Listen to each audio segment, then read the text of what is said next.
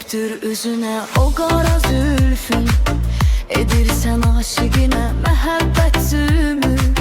Aparmısan özünlə mənasını ömrün. Dön geri gel yanıma, başına dönüm. Dön geri gel yanıma, başına dönüm. Heç düşmürəm yadına, yandım oduna. Gel yetiş aşıqinin gülüm dadına. Çatdır məni əzizim eşq muradına. Dön ışıq sal sevgilim sen öz andına. Dön ışıq sal sevgilim sen öz andına.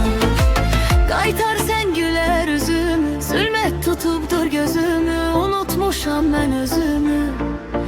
Öyməsən belə özünü, belə öymə sen özünü.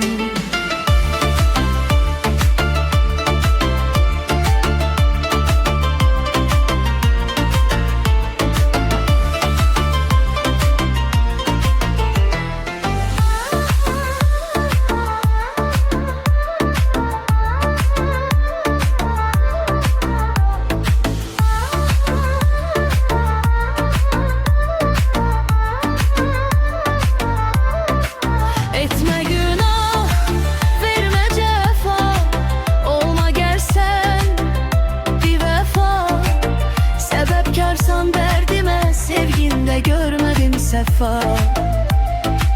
Ben mehabbet kurbanıyam, bir aşıqın heyranıyam.